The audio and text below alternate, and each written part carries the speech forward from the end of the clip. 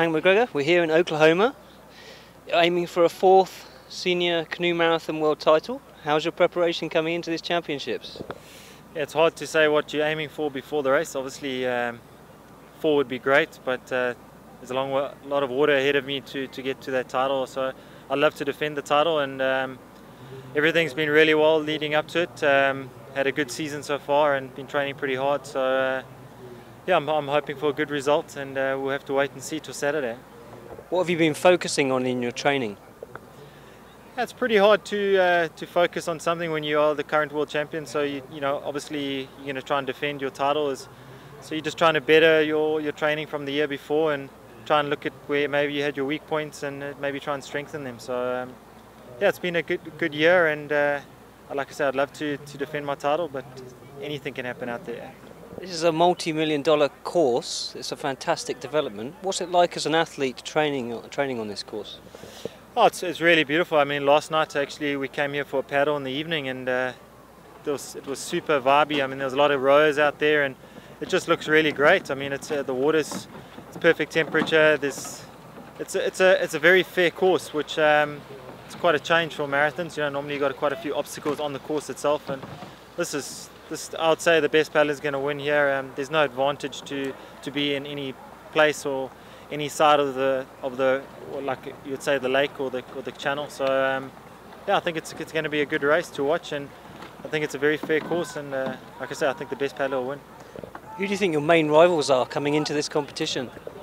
I think anyone that wants to win is your main rival, eh? So yeah, there could be quite a few guys up there. Obviously the Spanish, Alonso and Romalho from Portugal. I think, you know, those guys are super strong. They won 2 in the European Championships, and they've been 1-2 previously in World Champs. So, but then you got Cyril Carr, the Frenchman, and he's really good, really fast, and he got a bronze last year at World Champs. So there's quite a few guys out there. South Africans, my teammate Jasper Mokke, it's his first individual attempt at marathon. So yeah, look, I think it could go to anyone. It just depends on who wants it more on the day.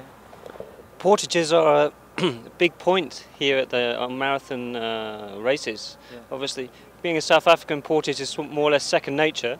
How do you make sure you get a good portage? I think you're either a good portage or you're not. You know, I don't think you can really train it. I think it's, you know, you can't really train to make yourself run faster. You can maybe better your technique getting out and getting in, but the actual running side of it, you either can run or you can't. So, you know, back home, you know, we have a lot of races where we run for not maybe 100 meters, but more like 10 Ks with a boat on your shoulder. So there is a big difference with the races back home, but I wouldn't say it's second nature for portaging, but yeah, it is very important now in marathons because the courses are getting fairer and fairer, and there's less obstacles on the course, and I'd say the major obstacle is the portage. So it breaks up the bunches and becomes like a very tactical point in the race. The temperature here may well be a big factor. Do you feel that?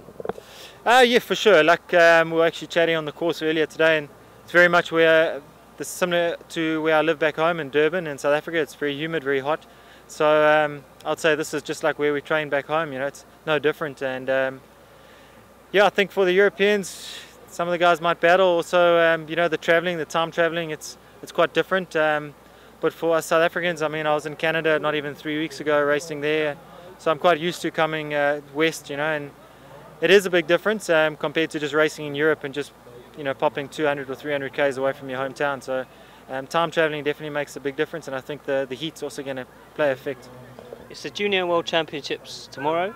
What advice would you give to those young paddlers? I think the one thing about juniors is not everybody knows how strong your opposition is. You know, you can have some new guys. So I think just keep your nose in the front bunch, and try and stay ahead of everybody else as long as you can. I think nobody really knows how to race junior races in the World Championships. It's quite new for everyone. I think the senior guys are a lot more experienced, but I'd say the junior race, it's open to anyone. You know, you just got to back yourself and go for it. Well, thanks for talking to us, and we hope to see you on the podium come the weekend. Me too. Thanks very much. Appreciate it.